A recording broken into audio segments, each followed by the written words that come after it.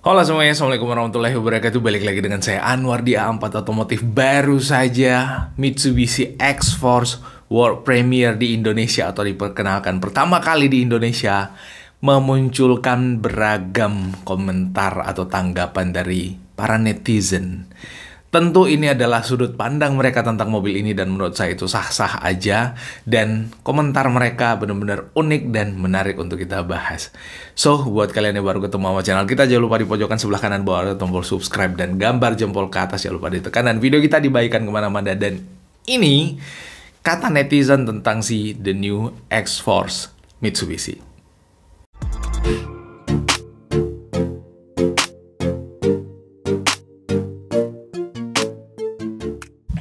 Nah, teman-teman sekalian, seperti yang saya sampaikan di opening tadi, langsung kita bahas komentar yang pertama. Nah, ini sengaja kita nggak munculin namanya ya, kita bahas komentarnya aja karena menurut saya yang paling isu dan paling menarik untuk kita bahas adalah komentarnya. Yang pertama, mengomentari bahwa, wah, jadi pikir ulang karena minim fitur, nggak pakai ADAS, dan minimal pakai panoramik lebih bagus sunroof, padahal kepikiran buat gantiin expander yang udah 5 tahun. Oke. Ada dua yang menjadi komentar utamanya. Yang pertama nggak pakai ADAS, yang kedua nggak pakai sunroof. Menurut saya ya dari sisi dari sisi glamornya atau dari sisi kemegahannya, memang mobil-mobil yang pakai sunroof itu kelihatan lebih megah. Tapi informasi yang saya dapat dari beberapa yang banyak disebutkan juga di media sosial atau bahkan di YouTube, bahwa kenapa Mitsubishi tidak menggunakan sunroof bahkan panoramic roof pada Mitsubishi X-Force-nya, karena itu untuk membuat distribusi berat itu lebih ke bagian bawah. Apalagi mobil ini memiliki ground clearance yang paling tinggi di kelasnya, itu 222 mm.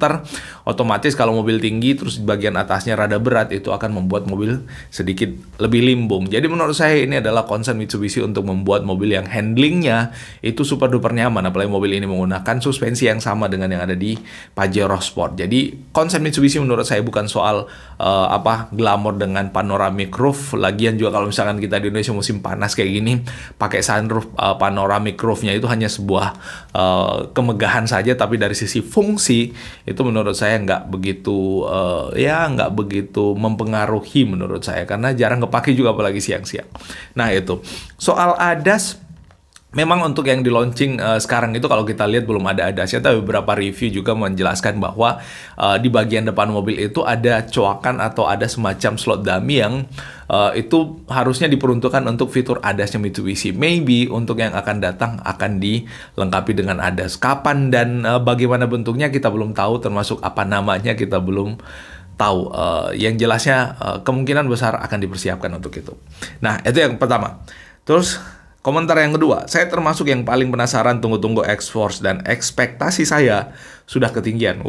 Ekspektasi adalah, tapi ternyata memang nggak banyak fitur-fitur canggih yang sudah ada di komputer seperti ADAS, Smart Sense, Panoramic Roof, aplikasi Smart Car, dan lain-lainnya. Oke. ADAS tadi kita udah bahas, panoramik atau sunroof juga kita udah bahas, tentang Smart Car dan yang lain-lainnya. Menurut saya ini adalah mobil yang menurut saya udah smart car ya. Kenapa bisa? Karena head unitnya yang di bagian tengah itu integrated dengan mobilnya.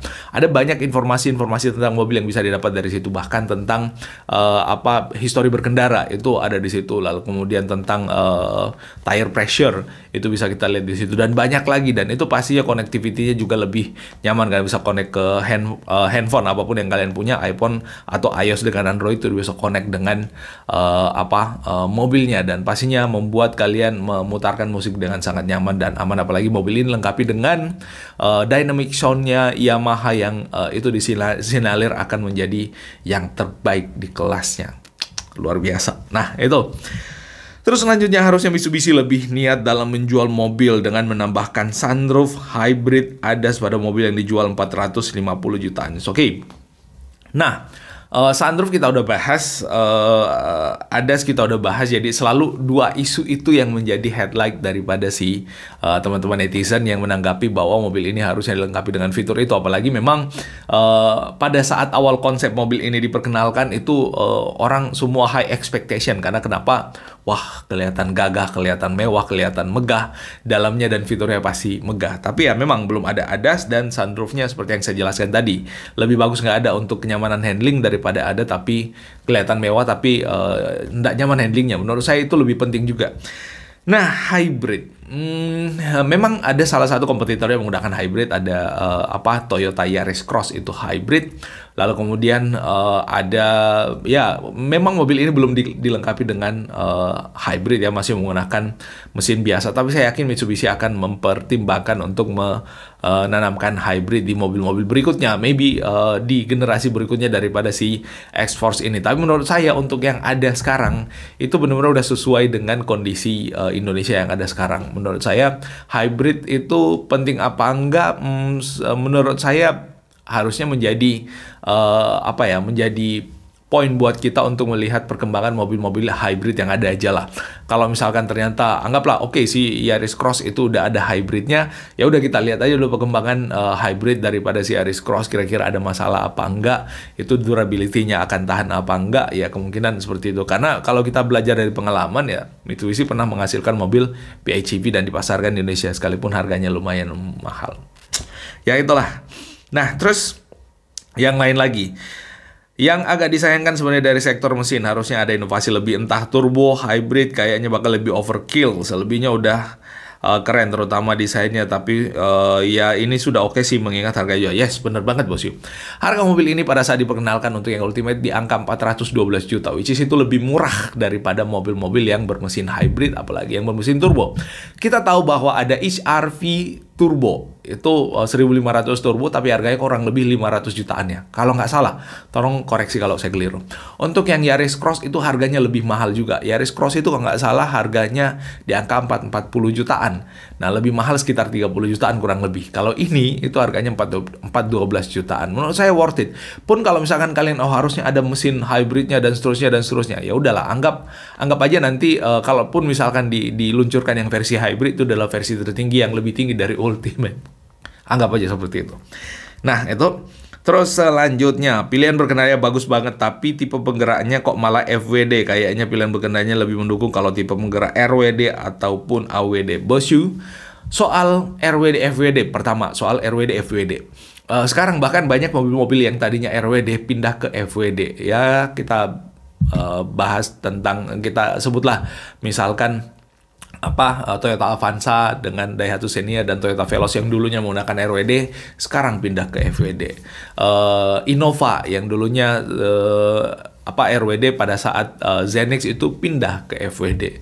So menurut saya kenapa pabrikan-pabrikan itu pada pindah ke FWD itu pastinya ada hasil R&D atau research and development yang mengatakan bahwa mereka sebenarnya lebih baik atau sebenarnya penggunaan kendaraan itu lebih baik front atau penggerak roda depan sekarang ketimbang RWD. Ada banyak memang poin positifnya. Pertama dari handling, yang kedua dari perawatan, dan pokoknya ada beberapa lagi lah intinya. Menurut saya soal FWD dengan RWD itu udah final, seperti itulah adanya, dan mobil-mobil menggunakan penggerak FWD sekarang. So menurut saya itu pastinya berdasarkan hasil riset terbaik.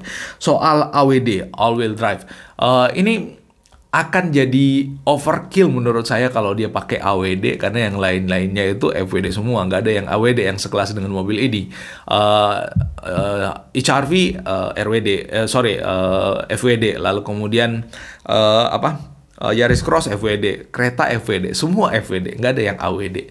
Kalau AWD sih pastinya bakal laku banget dan harganya pasti yang nggak kurang dari 4 atau nggak cuma 412 jutaan, lebih mahal dari itu pastinya. Selanjutnya, selama masih di bawah 1 M, saya rasa mobil baru atau motor baru pun akan terasa. Wah, ini komentar dari teman kita yang Sultan ini rupanya. Waduh, iya bener ya, mobil yang serata 1 miliar untuk orang yang miliarder sih menurutnya pasti akan biasa aja. Even sepeda yang seharga di bawah 1 miliar pun pasti akan biasa aja. Atau bahkan pesawat yang di bawah 1 nggak ada. Tapi itulah komentar para netizen. Gak ada yang salah, itu sudut pandang masing-masing dan bebas untuk kita berekspresi. Sayang sekali nggak ada varian turbonya. Semoga ke depan ada 1.500 turbo.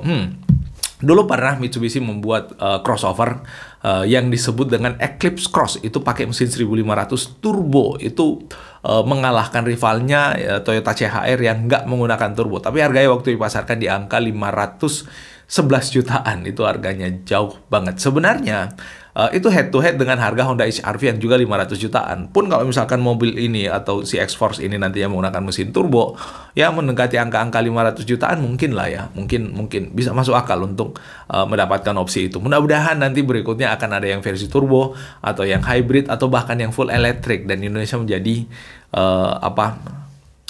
produsen utamanya. Luar biasa.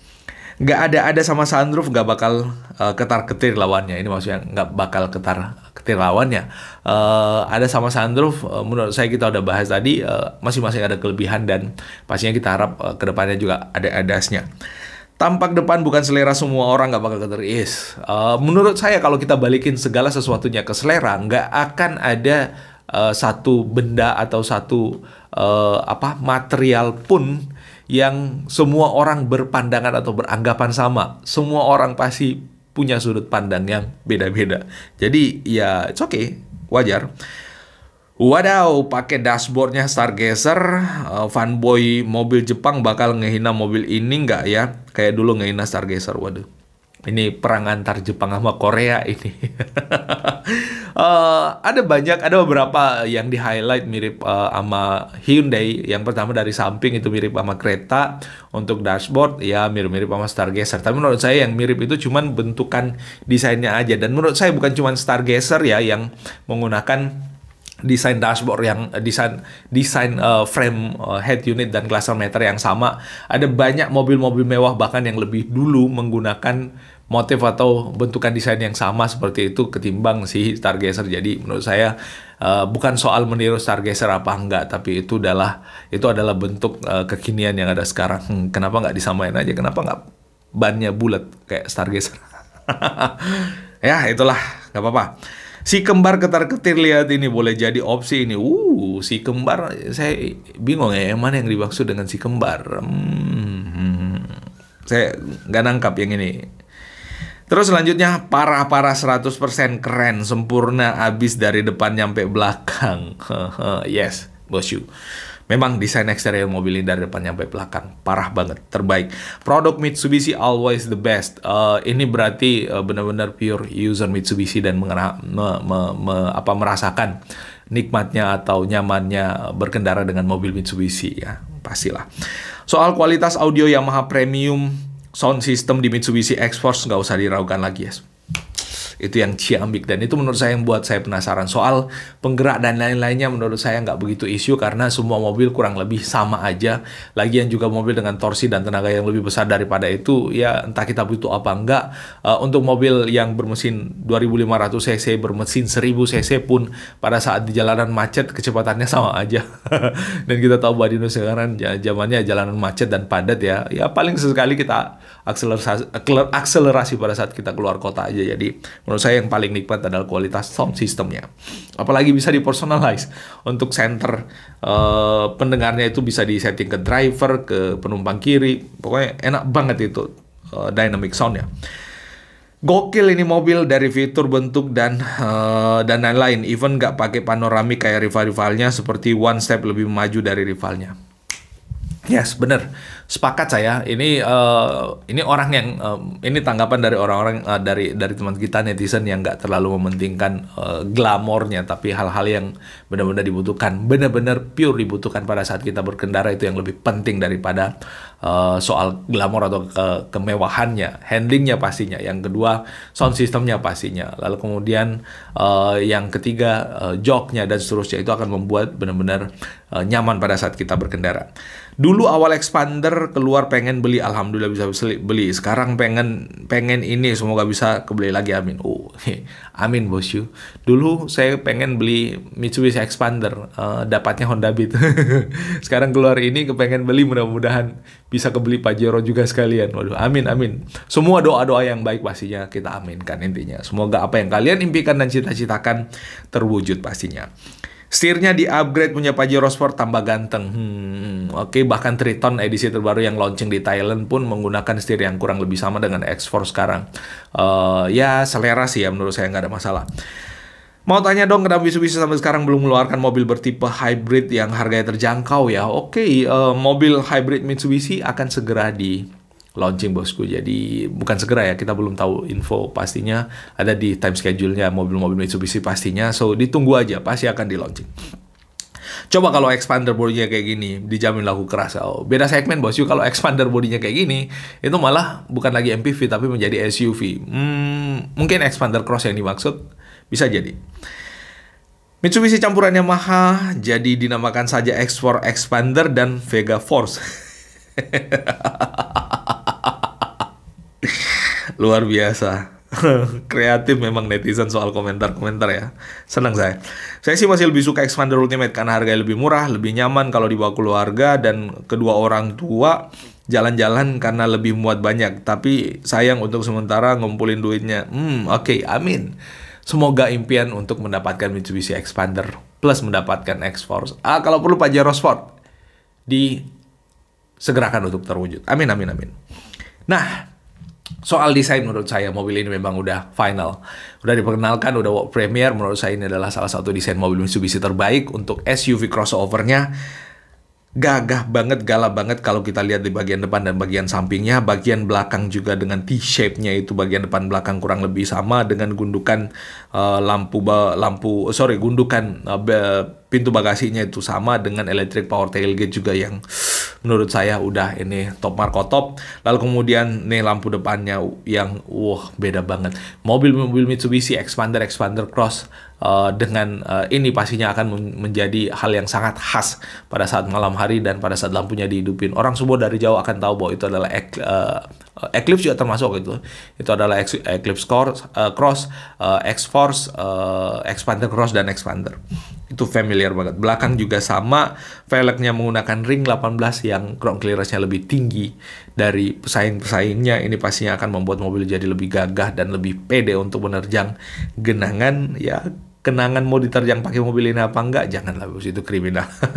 Interiornya mulai dari spion tengahnya, lalu kemudian dashboard dan visibility-nya juga menjadi yang terbaik di kelasnya. Ini sangat luas banget pastinya.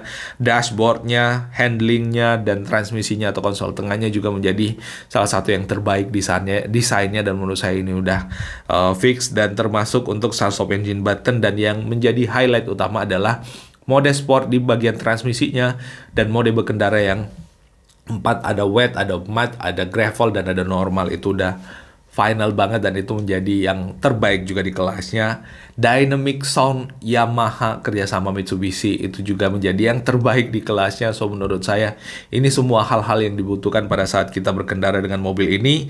Joknya juga kelihatan sangat amat sporty dan kelihatan sangat amat empuk.